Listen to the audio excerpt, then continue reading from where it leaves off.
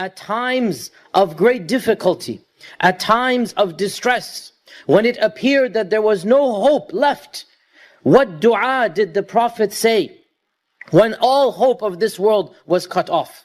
We learn in the Quran and in the Sunnah. It is mentioned in the Quran upon the tongue of the Prophet Muhammad ﷺ. But we know from the hadith that the Prophet Ibrahim used it before our Prophet Muhammad ﷺ. And Ibn Abbas narrated that when the Prophet Ibrahim was about to be thrown into that fire. What fire is this? This is the fire of Namrud. This is the fire that for 3 days and 3 nights, it was made hotter and hotter. The fire that they wanted to punish Ibrahim with when they accused him of destroying their idols. And instead of responding back, he mocked them and said, no, must be the other idols who killed the biggest one. They must have been jealous of him. So this young boy Ibrahim, probably 14, 15 years old, this young boy Ibrahim alayhi salam, and we learn from the traditions, he was the only Muslim on earth at the time. There was no other Muslim other than him at that time. And he believes in Allah and he rejects the idols. So when these evil people, when these mighty kings surround him and they tell him, unless you apologize and come back to our way, we will kill you in this manner. And they torture him for 3 days. And then they make this fire. And before they throw him in, what does he say? Ibn Abbas said, when Ibrahim was about to be thrown into the fire, he said, Hasbunallahu wa ni'mal wakeel. This is the dua of Ibrahim.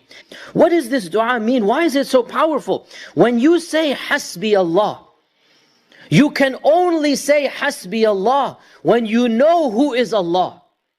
And then you put your trust in Allah subhanahu wa ta'ala. A heart that doesn't have iman, a heart that is ignorant of Allah, cannot say Hasbi Allah.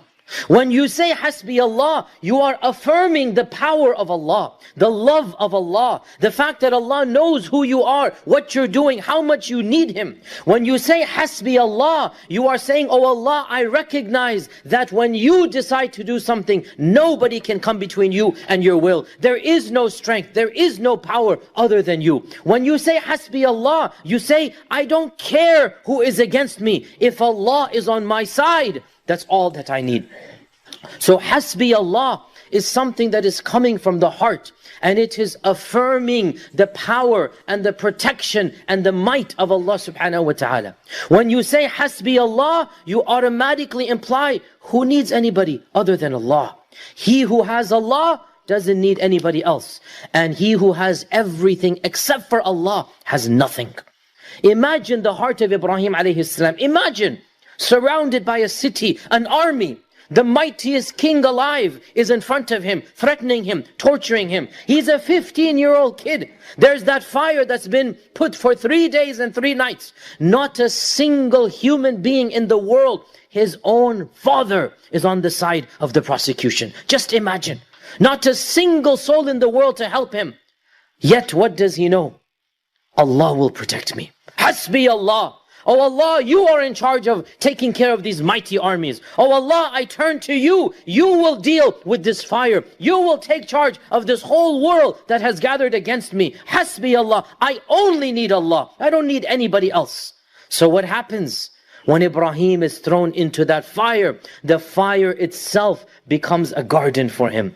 A garden, a pleasant walk in the park. It becomes beautiful, fragrant, green, cool. This is what happens when you put your trust in Allah subhanahu wa ta'ala. And this is exactly what happened in the lives of Ibrahim alayhi salam. And also in the life of the Prophet Muhammad sallallahu alayhi wa sallam. When the battle of Ahzab took place and 10,000 strong were surrounding Medina and there were barely 1,500 Sahaba. There's no way they could physically fight against 10,000. 10,000 armed men, and they cut off the supplies. For 1 month they cut off the supplies. How long can you last? The people were beginning to eat the leaves of the trees. They had nothing to eat. They're starving. They haven't had a proper meal for weeks. How long can the siege last? What is going to happen? They cannot fight. The Quraysh are outside with all of their allies, 10,000 strong. They cut off all of the food supplies, all of the caravans. How long can this go on? So they say, Hasbunallahu wa ni'mal wakeel. And what happens? What happens?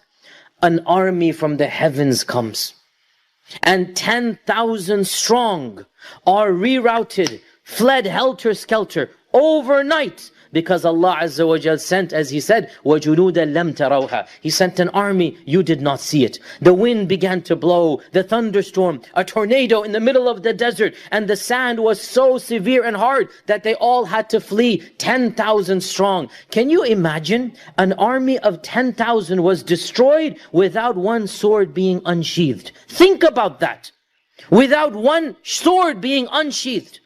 10,000 strong simply disappeared overnight. Why? Because Hasbunallahu wa ni'mal Wakeel. That is the power of when you trust Allah subhanahu wa ta'ala. He'll take care of an entire army and you don't even have to unsheath your sword. But as long as you show that tawakkul, as long as you recognize, oh Allah, you will deal with it, you will take care of it. Hasbi Allahu wa ni'mal Wakeel. And of course, I have to add here as well, that you only do this after you have done everything in your power. The Sahaba built the trench. The Sahaba armed themselves. The Sahaba were ready for battle if need be. They didn't just sit in their houses and say, Allah will take care. You do everything you can physically, and then you say, the rest is up to you, oh Allah. And really, oh Allah, I only need you. Hasbi Allahu wa ni'mal Wakeel.